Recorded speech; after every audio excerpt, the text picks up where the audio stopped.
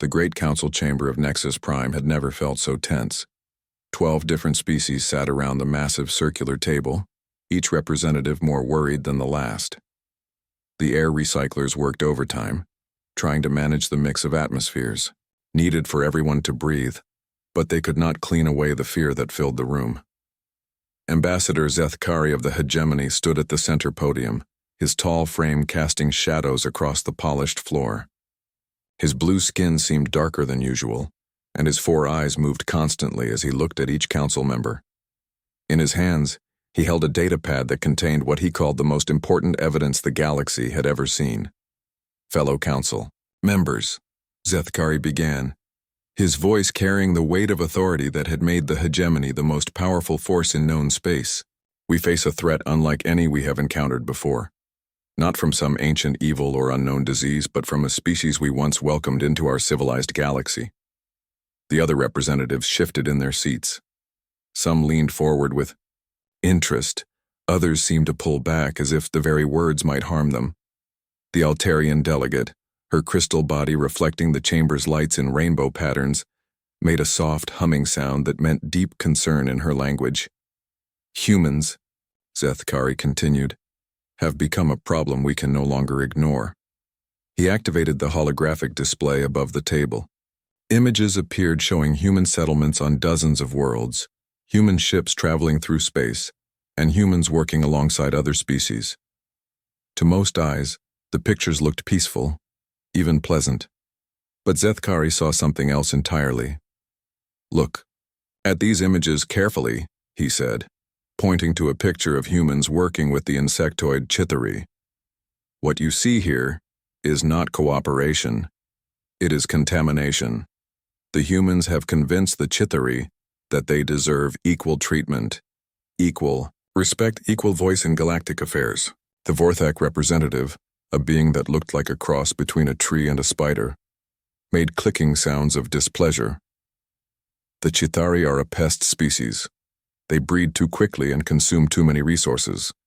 The council classified them as such for good reason. Exactly, Zethkari agreed. Yet humans ignore our classifications. They treat pest species as equals. They give aid to races we have determined should be controlled. They spread dangerous ideas about equality and cooperation that threaten the natural order we have worked so hard to maintain. More images appeared. Humans teaching agricultural techniques to the fungoid mycelians. Humans sharing medical knowledge with the aquatic depths dwellers. Humans helping the rock-like silicates develop better mining equipment. Each image showed humans working as equals with species the council had ranked as lesser beings. The Altarian delegate's humming grew louder. Are we certain this is a threat? The humans seem to be helping these species become more productive. Surely that benefits everyone. Zethkari's eyes focused on her with laser intensity. That kind of thinking is exactly the infection I speak of. The humans make you believe that all species should be treated equally, that the natural hierarchy of intelligence and capability means nothing, but look deeper. New images replaced the old ones. These showed human settlements expanding rapidly, human ships exploring regions of space that the Council had not yet approved for colonization, and humans developing new technologies by combining knowledge from multiple species. The humans are expanding at a rate that violates every agreement they signed when they joined Galactic Society, Zethkari explained. They explore without permission. They settle without approval. They create hybrid technologies by working with multiple species simultaneously, something our treaties specifically forbid. The chamber erupted in concerned chatter. Different species used different methods to show worry. Some changed colors, others made sounds, and a few released chemical signals that the air recyclers immediately began filtering out. But perhaps most dangerous of all, Zethkari continued, raising his voice over the noise, is what they teach other species about themselves. Look at this. The final set of images showed something that made every council member fall silent. Chithari settlements that looked clean and organized. Depths dweller cities that rivaled those of council species. Mycelian farms that produced enough food to feed dozens of worlds. All of these accomplishments had happened after humans began working with these species. The humans are teaching lesser species to believe they can be more than they are, Zethkari said quietly. They are teaching them to question their place in the natural order. They are teaching them to want things they should not want, to reach for positions they should not hold. The Krovanari representative, a being that looked like a floating jellyfish, made of metal, pulsed with angry red lights. This is indeed troubling. If lesser species begin to believe they deserve equal treatment, the foundation of our society will crumble. The economic implications alone are staggering, added the Zenthorian delegate, her serpentine body coiling with anxiety. If we must treat every species as equals, if we must pay them fair wages and give them equal representation, our entire system of production and trade will collapse. Zethkari nodded grimly. You understand the threat. Humans do not just break rules, they make others believe the rules should not exist. They spread ideas that challenge everything we have built. The debate continued for hours. Some representatives argued that humans had done good things for the galaxy. They had helped solve medical crises, improved agricultural yields, and even mediated disputes between species. But Zethkari and his supporters kept returning to the same point. Humans were changing the fundamental nature of galactic society.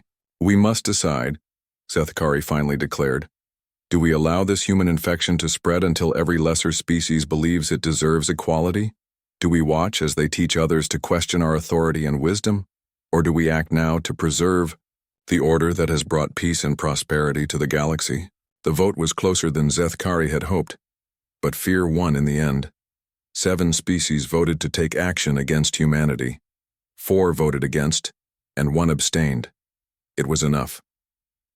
The Council has decided, Zethkari announced. Humanity has 30 standard days to comply with our demands. They must abandon all colonies beyond their home system. They must submit all ships to Council monitoring. They must cease all unauthorized contact with non-Council species. If they refuse, we will take corrective measures. As the representatives filed out of the chamber, many seemed troubled by what they had decided. The Altarian delegate lingered, her crystal form dim with worry. I hope we have made the right choice, she said quietly. Zethkari looked at the empty chamber, already planning the message that would be sent to human space. We have made the only choice that preserves civilization itself, he replied. But even he felt a small chill as he spoke the words. In the depths of space, human colonies continued their work, unaware that their fate had just been decided by beings who feared what they represented more than any weapon or disease. The countdown had begun, and the galaxy would soon learn what happened when you tried to silence those who spoke for equality and hope. Ambassador Sarah Chen stood in the observation deck of Earth's orbital diplomatic station, watching the beautiful blue and green world slowly turn below her. She had been humanity's voice in the galaxy for 15 years, and in all that time, she had never received a message quite like the one waiting in her office. The Council's ultimatum had arrived 3 hours ago, delivered by a hegemony courier who had refused to make eye contact during the entire exchange. Sarah had read it twice, then called an emergency meeting with the human diplomatic team and Earth's government leaders. Now, as she walked back to the conference room, she could hear raised voices through the thick doors. The debate had been going for 2 hours and tempers were running high. This is insane, General Morrison was saying as Sarah entered. They want us to abandon 67 colonies, each one home to millions of people. They want us to ground our entire merchant fleet and submit to their monitoring. They might as well ask us to cut off our own arms. President Okafor looked up from the data pad she had been studying. Sarah, please tell me there's some room for negotiation here, some way we can find a compromise. Sarah took her seat at the head of the table and looked around at the faces staring at her. These were some of humanity's best and brightest, diplomats, generals, scientists, and politicians who had guided their species through first contact and integration into galactic society. Now they all looked lost. I've been in contact with every friendly delegate I know, Sarah said quietly. The vote was 7-4 with 1 abstention. The hegemony has enough support to enforce this ultimatum, and they're not interested in compromise. Dr. Martinez, The head of the Colonial Development Office shook his head in disbelief. But why now? What changed? Our colonies have been peaceful and productive. We've helped solve 3 major medical crises in the past 5 years alone. We've improved agricultural yields on dozens of worlds. That's exactly the problem, Sarah replied. According to my sources, the Council sees our success as a threat. We've been working with species they consider inferior, treating them as equals, helping them improve their situation. The Council believes we're disrupting what they call the natural order. The room fell silent. Everyone understood what that meant. Humanity had committed the terrible crime of treating other beings with respect and dignity. Admiral Watanabe, the head of the Space Navy, leaned forward. What are our military options? Sarah shook her head. None that would work. The hegemony alone has more ships than our entire fleet. If we add in their allies, we'd be outnumbered 50-1. But we have allies too, protested Minister Kim. The Chitauri, the Depths Dwellers, the Mycelians, they'd stand with us. Against the combined might of the Galactic Council? General Morrison asked. Sarah's right, it would be suicide. President Okafor set down her datapad. So what do? We can't abandon our colonies, we can't submit to their monitoring, but we can't fight them either. The room erupted in discussion again. Some argued for evacuation, others for resistance, and a few suggested desperate diplomatic measures. But Sarah wasn't listening anymore. Her mind had gone to a conversation she'd had with her grandfather years ago, back when she was just starting her diplomatic career. He had told her about the Underground Railroad, about how enslaved people in old America had found freedom not through violence or negotiation, but by simply leaving. They had walked away from their oppressors and found new lives in places where they could be free. We leave, Sarah said suddenly. The room fell quiet. Everyone stared at her. What do you mean? President Okafor asked. Sarah stood up and walked to the wall display, bringing up a map of known space. We leave, she repeated. Not just our colonies, all of us. We pack up everything we can carry and we go. Go where? Admiral Watanabe asked. Sarah pointed to the edge of the map, beyond the spiral arms of the galaxy. Out there, into the dark between galaxies. We find somewhere new and we start over. General Morrison laughed, but there was no humor in it. That's impossible. The logistics alone would be a nightmare. Moving hundreds of millions of people. The ships, the supplies, the coordination required. It would be the largest evacuation in galactic history, Sarah admitted, but it can be done. We've been planning for something like this since first contact, the Diaspora Protocol. Dr. Martinez nodded slowly. The deep space colonization plans. I helped write some of those. But Sarah, those were theoretical exercises. We never thought we'd actually need them. Well, we need them now, Sarah replied. The Council wants us to submit to their authority or face their violence. I say we choose a third option. We choose freedom. President Okafor looked troubled. But what about our allies? The species we've been helping, we'd be abandoning them. No, Sarah said firmly. We'd be offering them a choice. Any species that wants to come with us is welcome. We'll help them evacuate too. We'll build something new together, somewhere the Council can't reach. The debate continued deep into the night. There were 1,000 problems to solve, 1,000,000 details to work out. But gradually a consensus emerged. Humanity would not submit to the Council's demands. They would not fight a war they could not win. They would do something no one expected. They would leave. Over the next week, secret messages went out to every human colony, every human ship, every human settlement in the galaxy. The message was simple. Pack up everything you can carry. Help will come, but be ready to leave everything else behind.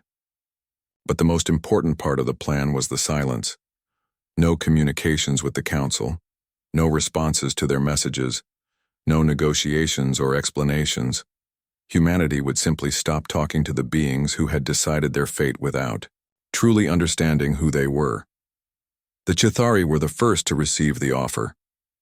When human ships arrived at their colonies with evacuation plans, The insectoid beings didn't hesitate.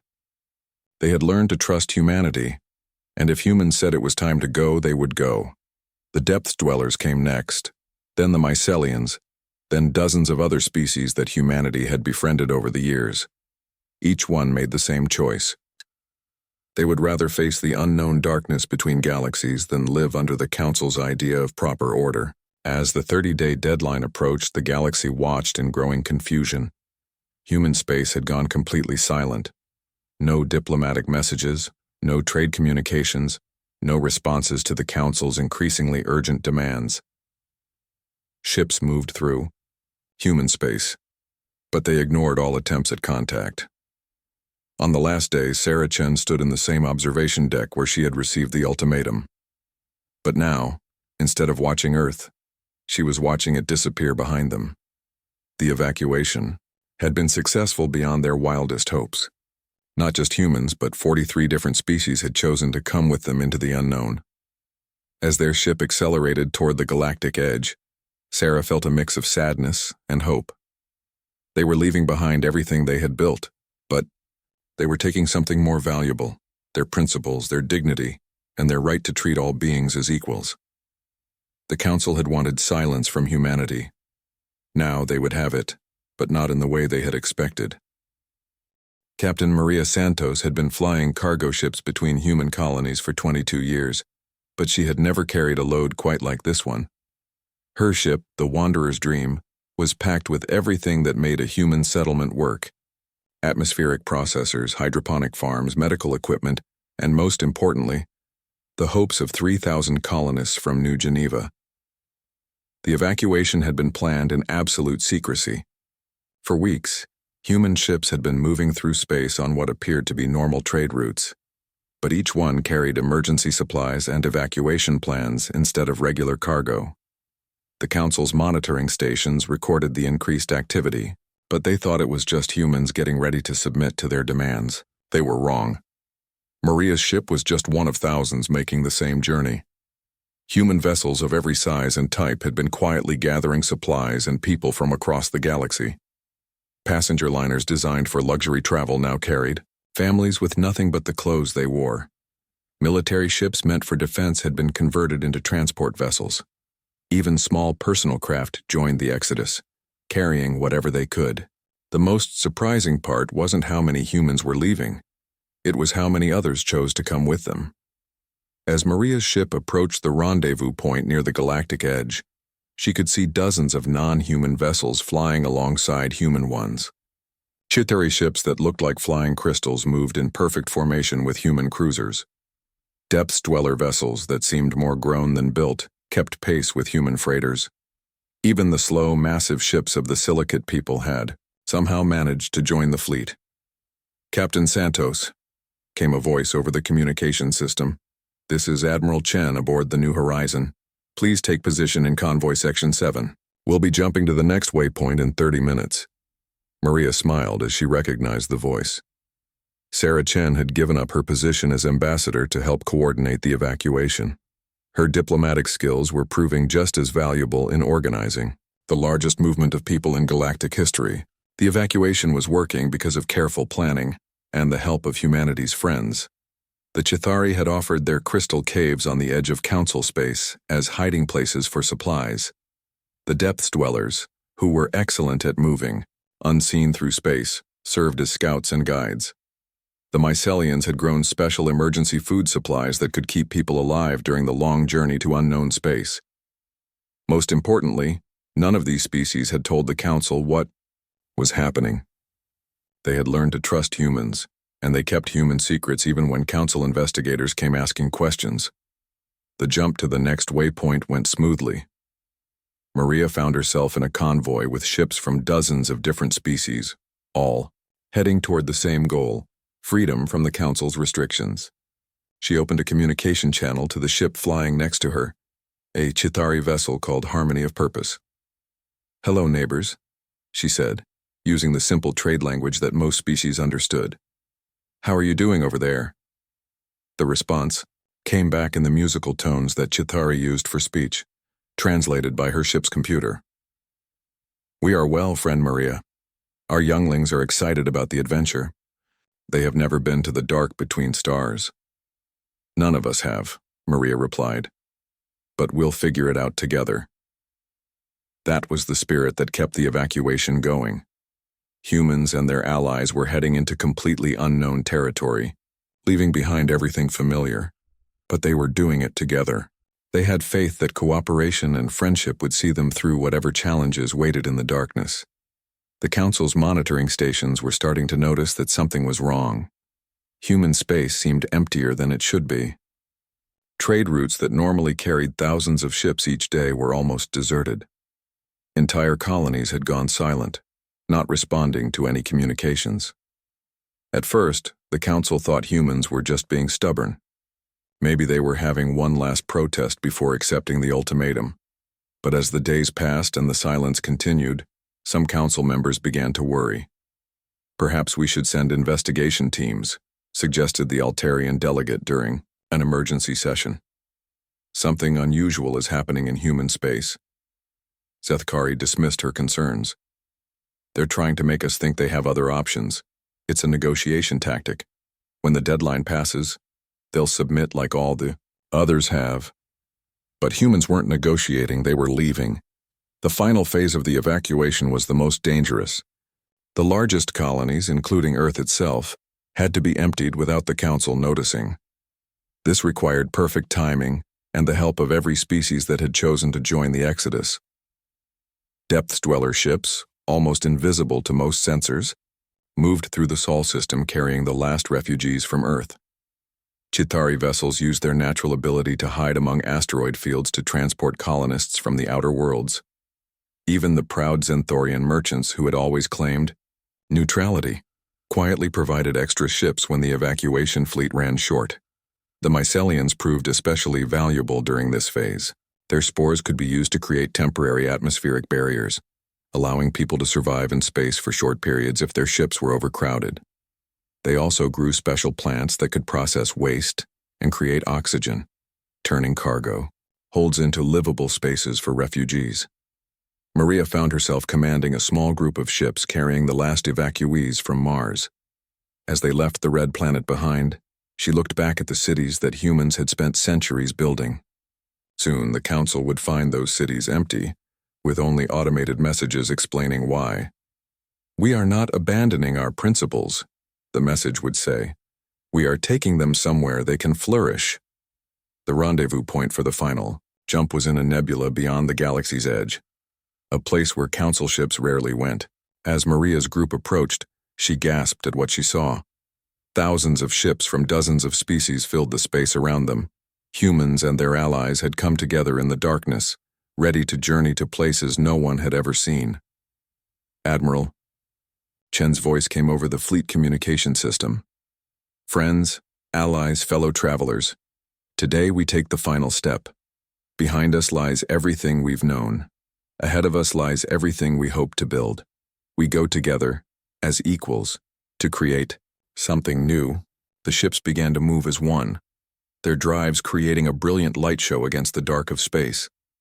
They were heading for a galaxy that long-range sensors had detected billions of miles away. It would take months to reach it, but they had supplies and determination. More importantly, they had each other.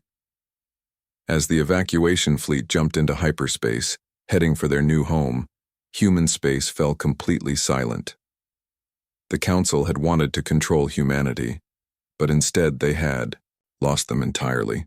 Along with them went 43 other species, countless resources, and the bright hope for a better way of living among the stars. The galaxy felt suddenly smaller and darker. The Council had won their battle against human ideals, but they were about to learn that victory sometimes came at a price too high to pay.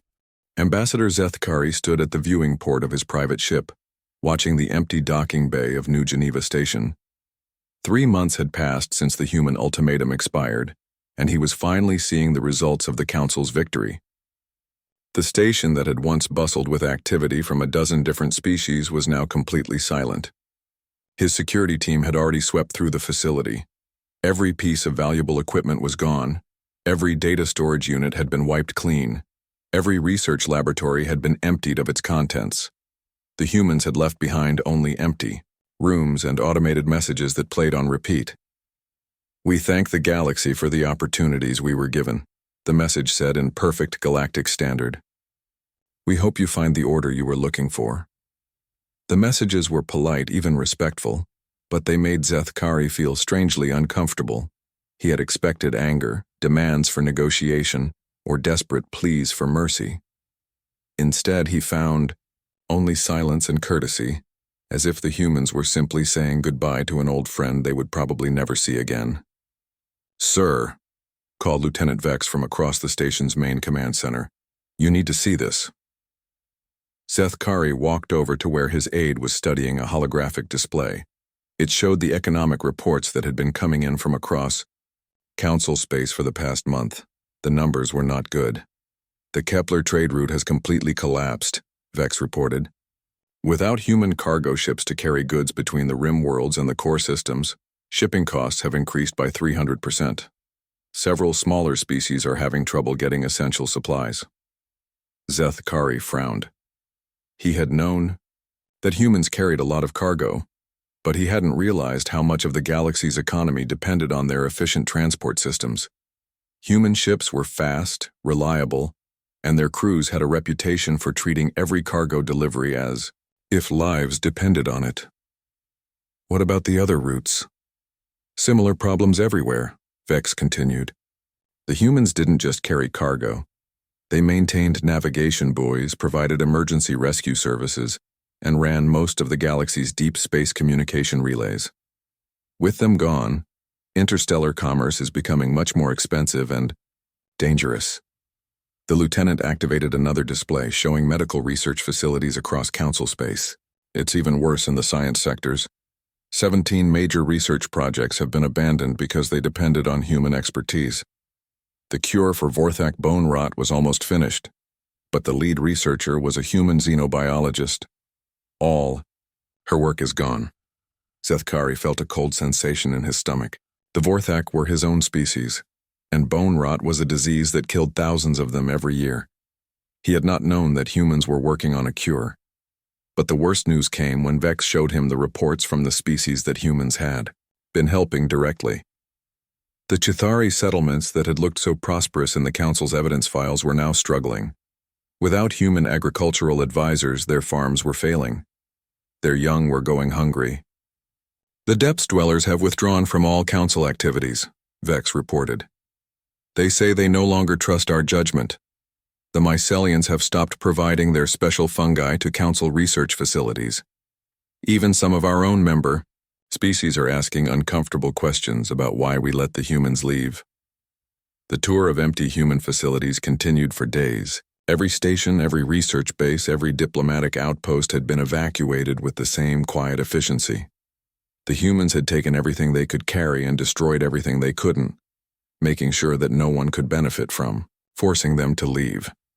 But it was the personal messages that affected Zeth Kari the most. In every facility, the human staff had left behind individual recordings for their alien colleagues and friends. He listened to dozens of them, each one more heartbreaking than the last. "Dear Korath," said one message from a human doctor to her Xanthorian colleague, "I'm sorry we couldn't finish our work on the cardiac regeneration project together. I've left all my notes in your private files. I hope you can continue the research without me. Please remember that science works best when different minds work together. I will miss our late-night discussions about cellular biology." Another message was from a human teacher to his Altarian students. "You are all brilliant and capable of anything you set your minds to. Never let anyone tell you that your questions are not worth asking or that your ideas don't matter. Keep learning, keep growing, and keep believing in yourselves." Every message was similar, warm, encouraging, and completely without anger or blame. The humans seemed more concerned about the people they were leaving behind than about their own uncertain future. It was not what Zeth Kari had expected from a species that had just been forced from their homes. The economic reports kept getting worse. The Krovanari Mining Consortium was facing bankruptcy because human ships had carried most of their ore to processing facilities. The Altarian crystal gardens were dying because human botanists had been the only ones who understood their complex care requirements. Even the mighty Xanthorian trading houses were losing money as their carefully planned trade routes fell apart without human logistics support. But the real shock came when Zethkari returned to council chambers for the first meeting since the human evacuation. Only 8 species attended. 4 of the council's former members, the Depths Dwellers, the Mycelians, the Silicates, and the Christine Collective, had sent messages declining to participate in further council activities. The Altarian delegate's crystal body was dim with worry. "My people are asking why we allowed this to happen," she said during the session. "They want to know why we chose to lose valuable friends and allies instead of finding a compromise." Zethkari tried to maintain his authority. "We preserved the natural order of galactic society. We prevented the spread of dangerous ideas about equality and cooperation." "What equality?" asked the Xanthorian representative. "The humans never demanded special treatment. They never tried to take over our governments or control our economies. They just helped other species improve their lives." "That was the problem," Zethkari insisted. "They were teaching lesser species to believe they deserved more than their station allowed." The room fell silent. Finally, the Altarian delegate spoke again. "Perhaps the problem was not with the humans' teaching, but with our understanding of which species truly deserve to be called lesser." It was a dangerous statement, one that challenged the very foundation of council authority. But instead of anger, it was met with thoughtful silence. Several representatives seemed to be considering her words seriously. The meeting ended without any major decisions. Everyone seemed distracted, unsure of what the council's purpose was now that they had successfully removed the human problem. They had achieved exactly what they wanted, a galaxy without human disruption to the established order. So why did victory feel so much like loss? As Zethkari returned to his quarters, he found a personal message waiting for him. It was from Sarah Chen, the former human ambassador.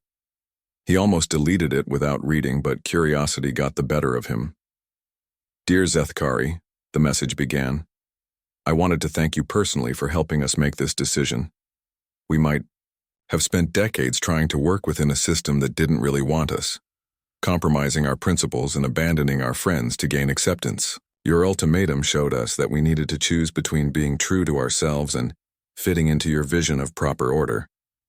We chose ourselves, and we're grateful for the clarity you provided. I hope you find the galaxy you were looking for."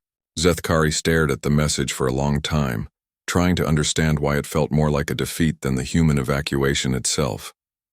Outside his window, the stars seemed somehow dimmer than they used to be. 5 years after the human evacuation, Ambassador Zethkari looked nothing like the confident leader who had once commanded respect in the Galactic Council.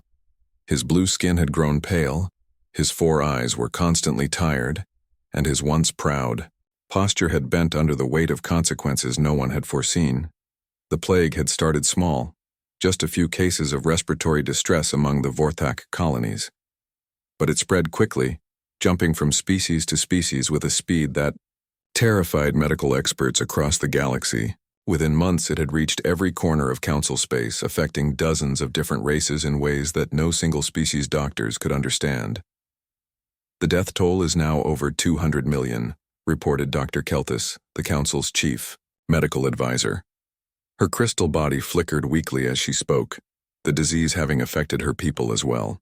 "We've tried every treatment protocol in our databases, but nothing works for more than a few weeks before the plague adapts." Zethkari stared at the holographic displays showing quarantined worlds across the galaxy. Once thriving planets were now silent, their populations huddled in isolation facilities that couldn't protect them from a disease that seemed to understand how every species' immune system worked. "What about the research facilities on Nexus Prime?" he asked desperately. "Surely our best scientists can develop a cure."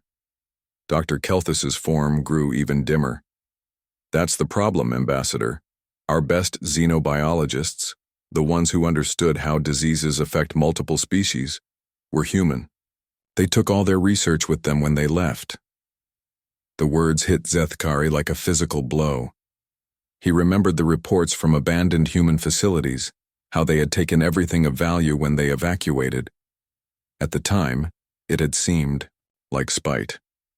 Now he realized it had been practical necessity. They had known they would need that knowledge wherever they were going. "Can't we contact them?"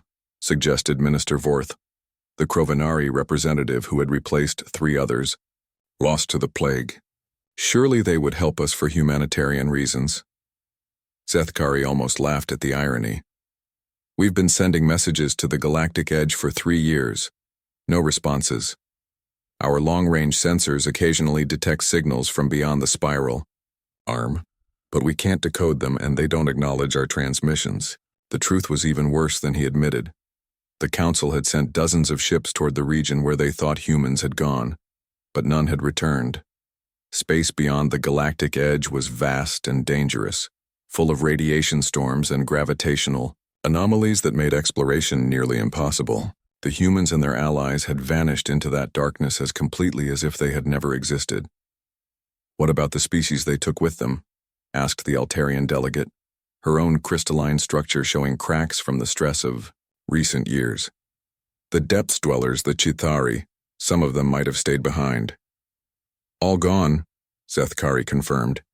"Every species that the humans had close relationships with chose to evacuate with them. We're dealing with this crisis using only the knowledge and resources of the species that voted to remove them in the first place." The irony was bitter. The Council had worried that humans were disrupting the natural order by helping lesser species achieve more than their station allowed. Now that same cooperation and cross-species knowledge sharing was exactly what they needed to survive. Dr. Kelthus activated a new display, showing the research efforts that had failed over the past months. "We've discovered that this plague affects each species differently, but the variations follow patterns that suggest it was designed to exploit weaknesses across multiple immune systems. To develop a cure, we need researchers who understand how different species biology interacts at a fundamental level." "Human xenobiologists," Zethkari said quietly.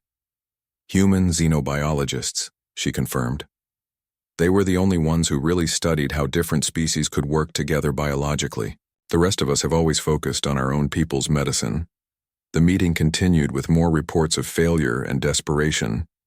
Economic systems that had depended on human logistics were still struggling.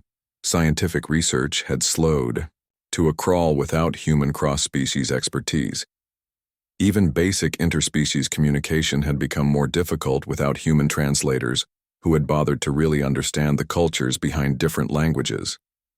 But the worst part was the psychological impact. Several species were questioning whether the Council had any right to make decisions for them.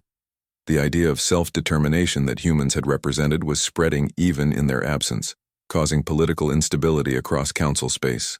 "Perhaps," the Altarian delegate suggested carefully, "we should formally apologize for our treatment of humanity. Maybe if we publicly acknowledge our mistakes, they would be willing to help us." The Crovenari representative made a sound of disgust. "Apologize? To beings who abandoned the galaxy in its time of need? They could return and help us if they chose to, but instead they hide in the dark and let us suffer."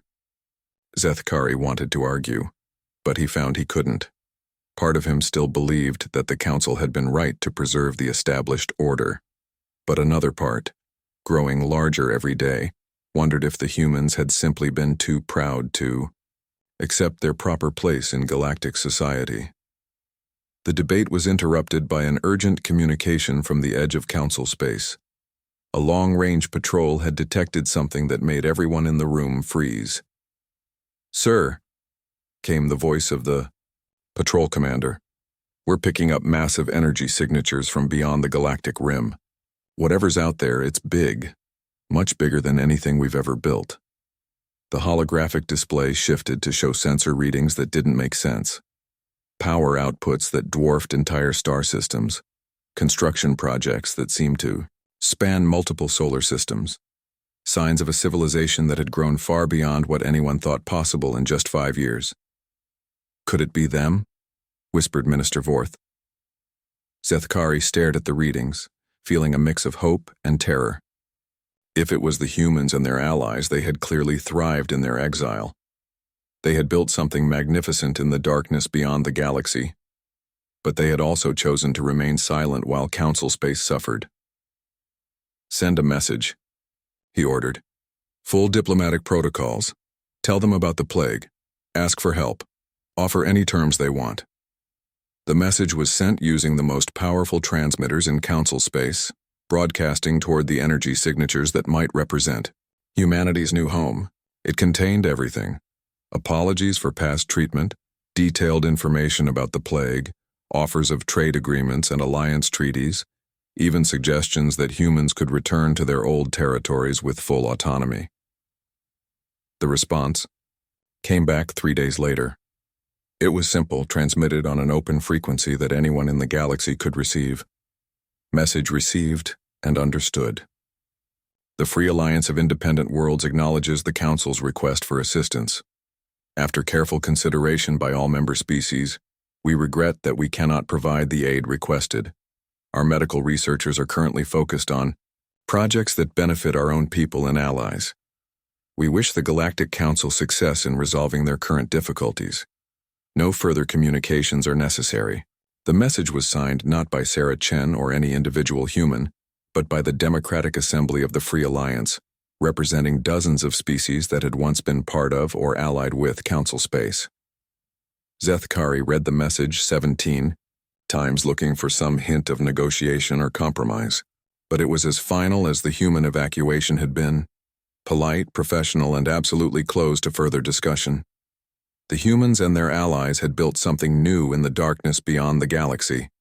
They had created the Free Alliance that the Council had feared, a society based on cooperation and equality rather than hierarchy and control. And they had decided that the galaxy that had rejected them was no longer their concern. As reports of the plague continued to worsen and more worlds fell silent, Zethkari finally understood what the humans had been trying to tell them all along. They hadn't been disrupting the natural order. They had been offering a better one. The Council had chosen to preserve a system based on fear and hierarchy, and now they were discovering what that system was worth when real challenges arose. Somewhere in the dark between galaxies, humanity and their allies were building a better tomorrow. They had learned the galaxy's lesson about the power of silence, and they were using it perfectly. The Council had gotten exactly what they wanted: a galaxy without human disruption. Now they would live with the consequences of that choice, while the ones they had cast out thrived beyond their reach, protected by the vast darkness they had chosen over submission. The age of the Galactic Council was ending, not with conquest or revolution, but with the simple realization that those who had been cast out had never needed their oppressors as much as their oppressors had needed them.